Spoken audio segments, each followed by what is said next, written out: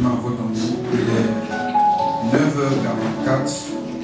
Donc, en 30-40 minutes, je vais finir rapidement, puis je vais commencer à prier. Avant 11h, on aurait déjà fini. Donc, nous parlons de la puissance de la pierre. Le thème de ce message, c'est la pierre de la bénédiction. La pierre de la bénédiction. Amen. Amen. Amen. Alléluia. Amen. Quand tu viens dans la présence de Dieu, prends note. Tu prends note. Amen. Et puis après, tu vas méditer dessus au nom de Jésus-Christ. C'est très important. On ne fait rien dans la présence de Dieu qui n'a pas de valeur, qui n'est pas important. Donc, notez. Amen. Même si tu l'as noté au premier culte, note encore. C'est pas la même chose. C'est pas les mêmes sens. C'est pas les mêmes sens qui viennent au premier culte comme au deuxième culte. C'est pas la même présence. Il y a quelque chose de spécial qui vient spécialement. Ta prière que tu as fait hier, c'est pour hier. Ta prière que tu as fait il y a 1 heure, c'est pour 1 heure. Et tu refais encore une prière, c'est différent. Vraiment, soyez dans ce moment. Dis Amen. La pierre de la bénédiction. La pierre de la bénédiction. Amen. Comment une pierre peut concerner par une bénédiction. Amen. On dit Amen, Amen. Jacob a été béni par son père. Et Jacob fuit son frère, il quitte la maison. Il se trouve, il fait nuit. Il est dans un lieu appelé Luz. Et la Bible dit qu'il fait nuit, il ne peut plus marcher, il ne peut plus continuer. Il doit se reposer pour aller continuer sa route le lendemain quand il va faire jour. Et Jacob prend une pierre. Il faut dire une pierre. Sur laquelle, dans Genèse chapitre 28, il prend une pierre et il se couche sur la pierre.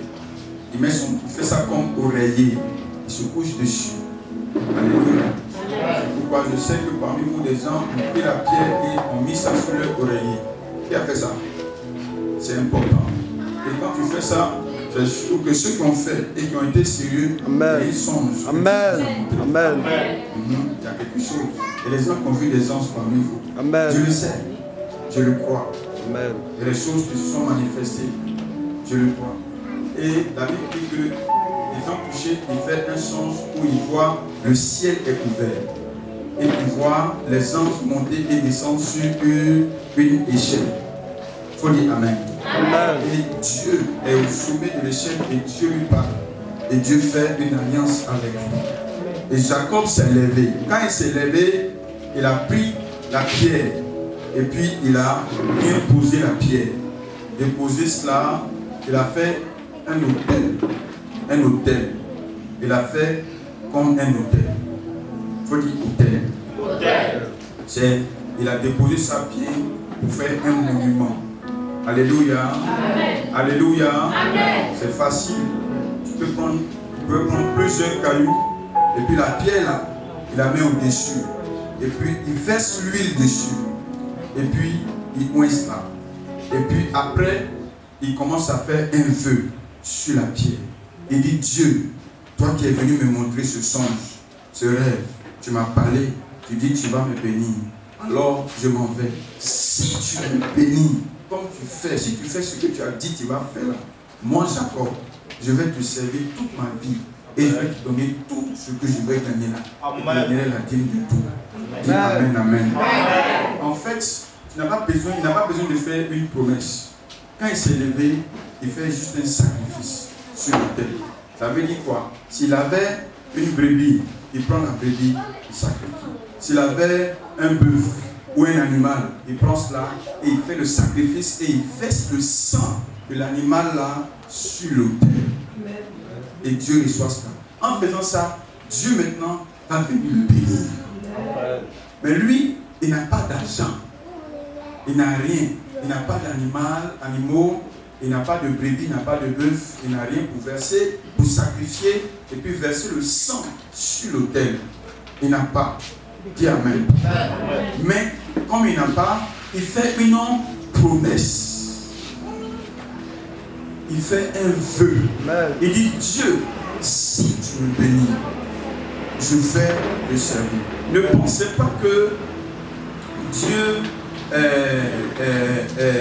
est celui qui agit sans intérêt. Amen. Je vous ai déjà dit cela. Vous devez avoir votre intérêt dans l'affaire de Dieu. Amen. Il faut dire Amen. Amen. S'il n'y a pas d'intérêt, ce n'est pas la peine de dire que tu sais Dieu. Ce n'est pas la peine de dire que tu suis Dieu. Amen. Sinon tu te bloques. Tu te bloques. Tu te bloques. Non, j'aime Dieu. À cause de ça, je suis là. Tu mens. Amen. C'est pas vrai. Yes. Parce que j'aime Dieu. À cause de ça, je le sais. C'est faux. Amen. C'est parce que tu veux quelque chose. Amen. En tant qu'homme. C'est pourquoi si tu penses que c'est parce que tu aimes Dieu que tu le sais. Si Dieu ne fait rien pour toi, tu vas te décourager. Même si tu penses que tu aimes trop Dieu, qu'il ne fait rien pour toi, tu ne vois pas sa main, tu ne vois pas sa bénédiction, tu ne vois pas sa grâce. Tu as dit, ah, frère, on dit non, il ne faut pas regarder les intérêts pour servir Dieu, mais vrai, il ne gagne rien. Il faut dire Amen. Il faut dire Amen, Amen. Il faut dire Amen, Amen. C'est qui ne va pas sentir le mal lorsque Jésus va revenir, malgré son service, il a servi Dieu, évangélisé, gagné des âmes, travaillé, et puis Jésus vient, et puis il ne va pas. Ah, ça sauve d'elle. Amen. Non, toi tu n'es pas sauvé. Et puis tu vois l'autre qui buvait, qui mentait. Lui, il est sauvé. Il dit non, ça ne marche pas comme ça. Je me suis sacrifié, j'ai abandonné le péché, j'ai abandonné tout. Et puis maintenant, j'ai donné ma fierté, j'ai commencé à travailler pour Dieu. Puis lui qui ne faisait rien, il était tout le temps dans ma qui, en train de s'amuser, chauffer, faire des bêtises. C'est lui qui est sauvé devant moi. Non, je refuse ça. Ce qui veut dire que quoi? Tu servais Dieu avec quoi? Avec intérêt. C'est parce que il y a quelque chose que tu veux. Même salut là, c'est un intérêt aussi. Tu veux aller au ciel, c'est un intérêt. Dis Amen. Amen. Tu veux avoir quelque chose. Amen. Donc dans ton esprit là, quand tu suis Dieu, quand tu sais Dieu, il faut avoir quelque chose que tu veux aussi que Dieu fasse pour toi. Et c'est ça qu'on appelle la foi. C'est ce qu'on appelle la foi. La foi, c'est une ferme assurance de ce qu'on espère. Le mot espérer veut dire, c'est ce que tu veux et que tu as dans ton âme. C'est ça que tu veux voir Dieu faire dans ta vie. Même le fait que tu veux prier pour les malades, que les malades soient guéris, c'est un intérêt aussi. Tu vas avoir une puissance. Pour que quand tu pries pour les gens guérissent. Tu pries pour les gens soient délivrés. Mais si toi, tu pries pour les gens, personne n'est guéri. Vrai, là, c'est affaire de Dieu, là, ça se fait. Dis Amen. On veut quelque chose. L'homme regarde à l'apparence. Et Dieu, c'est qui voit dans le cœur. Les esprits voient en esprit. Mais l'homme, il a un côté physique où il doit voir les choses se manifester. Et c'est ça la foi. C'est ça la foi. Quelqu'un dit Amen. Amen. Ça ne veut pas dire que quoi? Qu'il faut poser des conditions à Dieu. Pour que Dieu n'a qu'à faire ce que toi tu veux. Ça ne marche pas comme ça. Ça ne marche pas comme ça. Dieu ne fait pas ce que nous voulons. Dieu fait ce que lui, Dieu veut pour nous. Donc ce que nous devons faire, c'est quoi? C'est de chercher ce que Dieu veut pour nous. Et puis lui demander ça. Qu'est-ce que Dieu veut pour nous? Et ça, on appelle la volonté de Dieu. Et puis on demande ça à Dieu. Il y a ce que nous on veut, mais il y a ce que Dieu veut qui est meilleur que ce que nous on veut. Dites Amen s'il vous plaît. Encore dites Amen s'il vous plaît. Mais ici, ce que nous voulons, ce que nous devons avoir, on appelle ça la bénédiction. Et il faut que ce soit clair dans ton esprit. On appelle ça la bénédiction. Et la bénédiction, c'est une promesse de Dieu pour tous ceux qui obéissent à sa loi et qui savent avoir fait ce qu'ils doivent faire pour avoir la bénédiction. Et la bénédiction se trouve dans l'autel, le sacrifice, l'offrande. Qu'est-ce qu'on va parler ce matin? La pierre de la bénédiction. Jacob se lève, il prend la pierre, il bâtit un autel, un monument. Dans la Bible, on On dit hôtel, souvent c'est monument. Il construit cela. Et puis, il verse l'huile et il fait une promesse de donner parce qu'il n'a pas d'animal à sacrifier.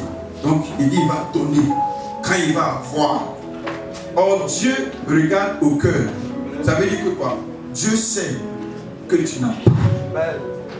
Mais quand tu vas avoir, tu vas faire. Si tu as, tu fais. Mais si tu n'as pas, tu ne peux pas voler pour donner à Dieu. On ne peut donner que ce qu'on a. Mais quand tu n'as pas, c'est là que tu fais une promesse. Et quand tu fais une promesse, Dieu, à cause de la promesse, il va te donner.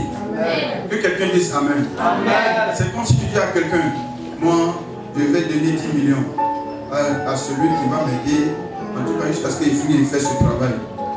À cause de 10 millions, il est aidé jusqu'à ce qu'on finisse le travail. Donc je suis là pour t'aider de tout mon cœur et de tout mon âme. Ce n'est pas parce qu'il t'aime, c'est à cause de 10 millions. Mais je vais faire ça très bien. Dites Amen. Et donc on appelle ça promesse. Dans Exode chapitre 20, versets 24 et 25. Exode chapitre 20, versets 24 et 25. On va rapidement lire encore ce verset. Il faut lire la puissance de la pierre. La puissance de la pierre. Et la pierre de la bénédiction. Et la pierre de la bénédiction. Amen, amen. Amen. Exode chapitre 20. Exode chapitre 20 commence par les 10 commandements. Les 10 rois. Les 10 commandements de l'Éternel. Amen. Mais on ne va pas lire ces 10 commandements, on va aller directement là où on doit aller. Après qu'on ait fini de citer les 10 commandements, on parle maintenant du principe de quoi? De la bénédiction. On lit, il faut dire le principe de la bénédiction. Le principe de la bénédiction. Si tu dois être béni dans ta vie, je vous ai déjà dit qu'il y a 2 types de bénédictions. Il y a ce qu'on appelle les bénédictions qu'on peut avoir de n'importe qui. Et ce qu'on appelle la bénédiction qu'on ne peut avoir que de notre Père.